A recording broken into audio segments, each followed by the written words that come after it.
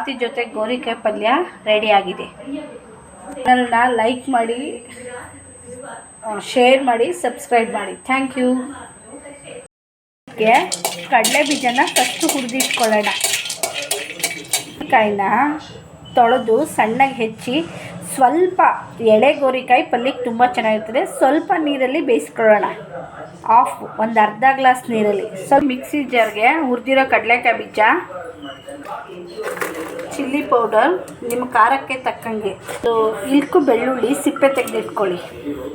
ಇಷ್ಟನ್ನೇ ತರಿಯಾಗಿ ನೀರು ಹಾಕ್ತೇನೆ ಗ್ರೈಂಡ್ ಮಾಡ್ಕೊಳ್ಳೋಣ.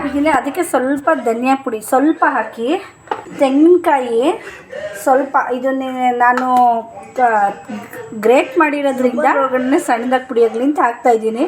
ನೀವು ತುರ್ಕೊಂಡಿದ್ರೆ ಅದೇನು ಹಾಕೋ ಅವಶ್ಯಕತೆ ಇಲ್ಲ. ನೋಡಿ, ಇದು ಪೌಡ್ರು ಮಾಡಿರೋದು ರೆಡಿ ಇದೆ.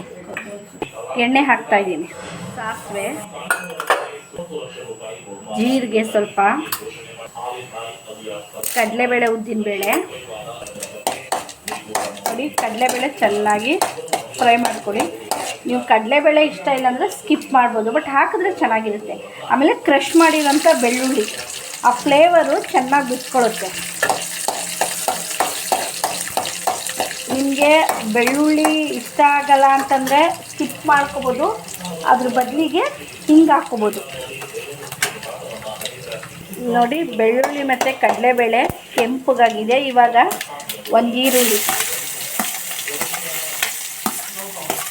ಕರಿಬೇವು, ಒಂದು ಹಣ್ಣಾಗಿರೋಂಥ ಸಣ್ಣಕ್ಕೆ ಹೆಚ್ಕೊಂಡಿರೋ ಟೊಮೆಟೊ.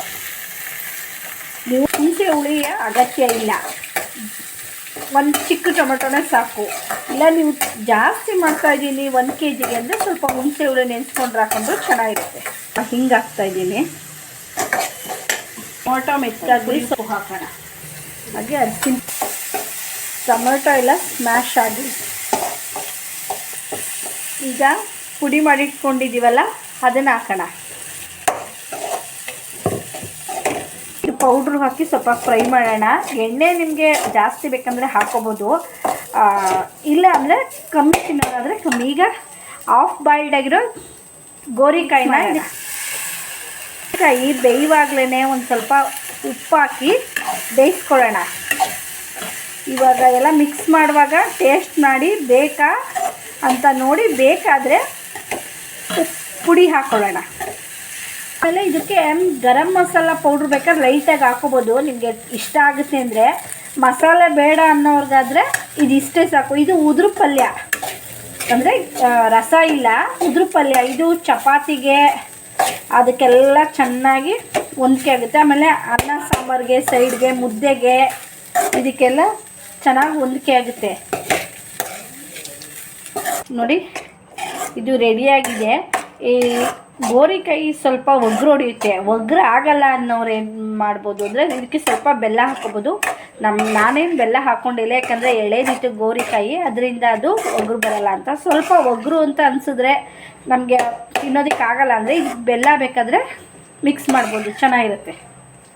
ಚಪಾತಿ ಜೊತೆ ಗೋರಿಕಾಯಿ ಪಲ್ಯ ರೆಡಿ ಆಗಿದೆ. ಚಾನಲ್ನ ಲೈಕ್ ಮಾಡಿ, ಶೇರ್ ಮಾಡಿ, ಸಬ್ಸ್ಕ್ರೈಬ್ ಮಾಡಿ. Thank you.